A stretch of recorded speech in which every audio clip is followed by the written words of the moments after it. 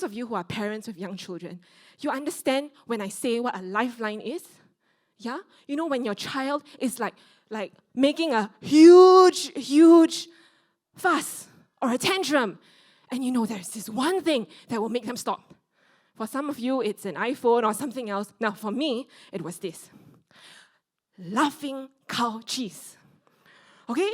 Sarah Faith, our 2-year-old, loved this. She just loved it. Okay, anything, if there was, you can only say for emergencies, okay? But if there was something that was totally like unsalvageable, this would work. And so, before we left for that long flight back, I packed 5 pieces. 2 pieces for the flight from Canada all the way to the transit point. 2 pieces from the transit point all the way back to Singapore. And 1 for backup. Like a good old Singaporean. I got these 5 pieces of laughing cow cheese. Then I told myself to preserve its lifespan, I will put it in a Ziploc bag and put it in the fridge. Then, when we went to the airport, my mother-in-law, she was in tears. You know, it was so hard for her to leave us. She was in tears, and as she cried, I also started crying. But I must confess, the thought in my mind was, I left the laughing cow cheese in the fridge. Oh, am I going to survive the flight? I went on the flight without my laughing cow cheese. It was like suicide. I told myself, oh dear, now I've got myself into a fix. I went onto the plane and I sat there and I said, God, you said you would provide for me, but now I'm short of 5 pieces of laughing cow cheese. And friends, I promise you, I am not exaggerating. I have taken dozens and dozens of flights in my lifetime. I think I might have taken more than 100. In all the flights that I've taken in my life, I have never been served laughing cow cheese. And there, on that flight, they served us in the top right-hand corner of the aeroplane tray 1 triangle of laughing cow cheese. Have you guys ever been served laughing cow cheese on flights before?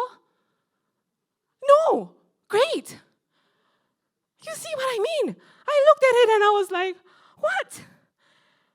Cliff had 1. I had 1. Sarah Faith had 1. My newborn was in a bassinet, no food. But then, there was an elderly uncle and auntie seated behind us. I promise you, I did not talk to them. The problem with talking to people on flights is that you have to sustain the conversation, which I did not want. The auntie put her hand in between the crevice of the aeroplane car seats, which I thought was a bit creepy, honestly. And she tapped me and she said, we have 2 pieces of laughing cow cheese. Would your little girl like to have it?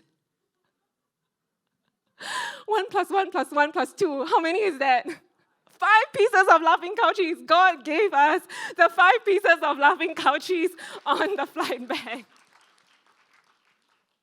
And I know some of you are laughing at me now. This is such a silly story. But I will always remember it because 5 is the number of grace. And the Lord spoke to me this. He said, God knows our needs even before we make them known. God knows our needs even before we tell them what we need. And the thing is this, 5 is the number of grace. Do you believe that in your time of lack, God's grace will come through for you? Thank you for watching. My hope is that every message on Kitedreams will inspire you to dream bravely and live boldly for God. If you've been blessed by these messages, feel free to share them with your friends, subscribe, and I'd love to hear from you. May God grant you the courage and faith to pursue all that He has in store for you. Be blessed.